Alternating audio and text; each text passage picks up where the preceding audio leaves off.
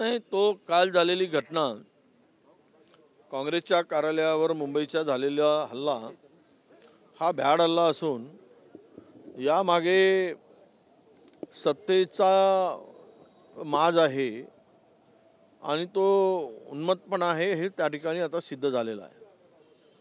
आंदोलनं करायला, रिॲक्शन द्यायला कोणाचं कार्यालय फोडणं हे कुठल्या ह्याच्यात मोडतं. आम्ही सुद्धा काल निषेध केला, पण तो शांततेच्या मार्गाने केला. परंतु ज्या पद्धतीनं कार्यालयाची तोडफोड झाली आणि आमच्या लोकांना मारहाण झाली, ही म्हणजे दादागिरी आहे, सत्तेची गरमी आहे, त्यातून घडलेला हा प्रकार आहे. आम्ही या संदर्भात कडक कारवाई व्हावी, पुन्हा अशा घटना घडू नयेत यासाठी आजचं स्थगन आम्ही मांडतो आहोत. स्थगनमध्ये या सगळ्या बाबींचा आम्ही उल्लेख करू. दुसरीकडे राहुल गांधी यांच्यावर FIR देखील झालेला आहे, कसं बघताय? ते घाबरून केलेला FIR आहे. ज्यावेळेस सगळी इज्जत जात होती, शिबरत निघत होती, कारण गृहमंत्र्यांच्या स्टेटमेंटनंतर देशभरामध्ये जे काही पडसाद उमटले त्यातून घाबरून त्या विषयाला डायव्हर्ट करण्यासाठी, कलाटणी देण्यासाठी, तो विषय बाजूला करायसाठी हे केलेलं एक षडयंत्र आहे असं माझं स्पष्ट मत आहे.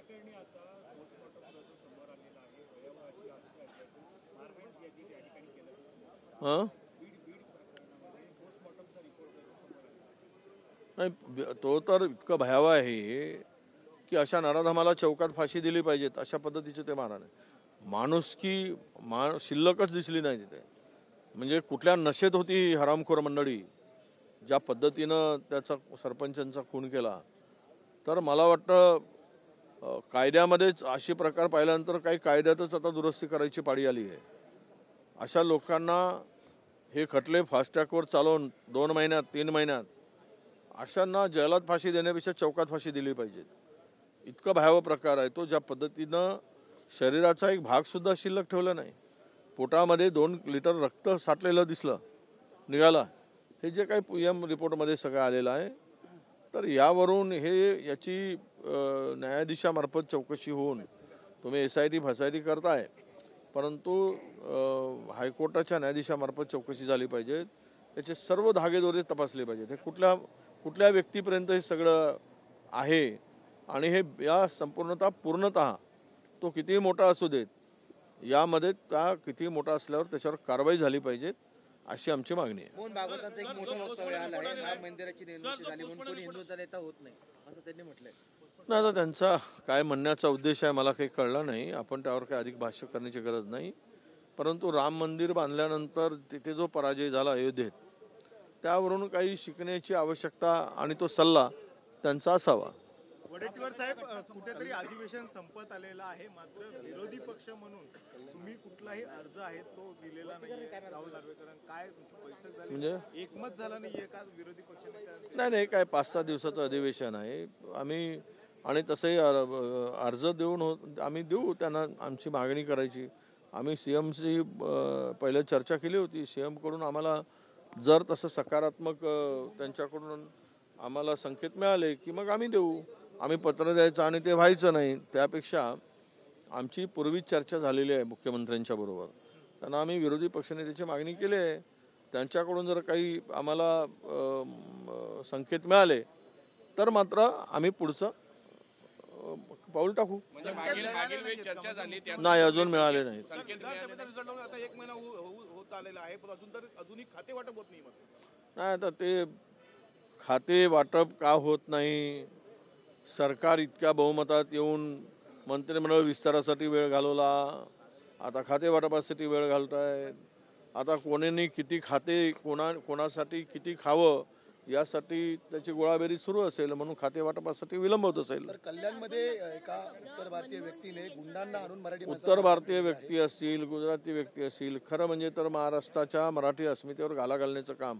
महाराष्ट्राची वेगळी एक संस्कृती आहे, वेगळेच खरं तर इतके शांत महाराष्ट्र आहे. कधी कोणाच्या आलेला मुंबई ही अशी नगरी आहे की कोणत्याही राज्यातील कुठलाही माणूस आला तरी त्याला सन्मान मान देऊन त्याला कधी कुठलाही म्हणजे त्या व्यक्तीला त्रास होणार नाही याची काळजी घेणारी मुंबई आहे. परंतु अलीकडे मात्र मराठी माणसालाच आता त्रास व्हायला लागला आहे. म्हणून मला वाटतं की एकीकडे आम्ही मराठी अस्मितेच्या गोष्टी सांगायच्या आणि दुसरीकडे मराठी माणसावर हल्ले व्हायचे, त्याच्या खाण्यापिण्यावरून हल्ले व्हायचे, त्याच्या वागण्यावरून हल्ले व्हायचे. तर म्हणजे महाराष्ट्रातील मराठी माणूसच आता हद्दपार करायचा अशी काही भूमिका यामागे आहे का? आणि यांना कोणाचं एवढं काल जे स्टेटमेंट केलं आहे त्या लोकांनी, की ज्या पद्धतीचं स्टेटमेंट होतं त्या मारहाण करणाऱ्या लोकांनी केलेलं, हे मला वाटतं की आमचं कोणी काही बिघडवू शकत नाही. आम्ही काही केलो तरी सरकार सत्ता आमच्या पाठीमागं आहे, ही एक हिंमत त्यांची वाढलेली त्या प्रकरणातून दिसून येत आहे.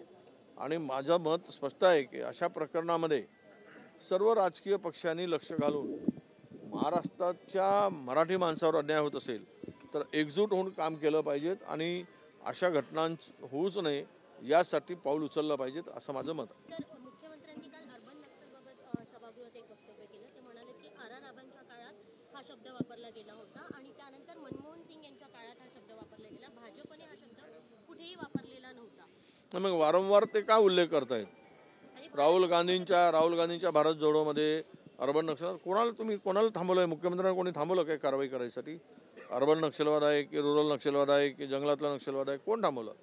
केवळ कशाला तुम्ही म्हणजे बोलून त्याचा वारंवार आठवण करून देण्याचं काम करताय?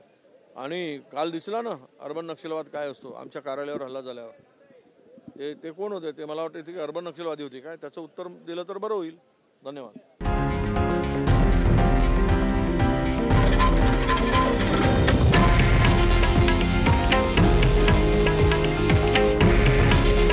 हे आहे देशातील नंबर 1 न्यूज नेटवर्क आणि आपण पाहत आहात TV9 मराठी.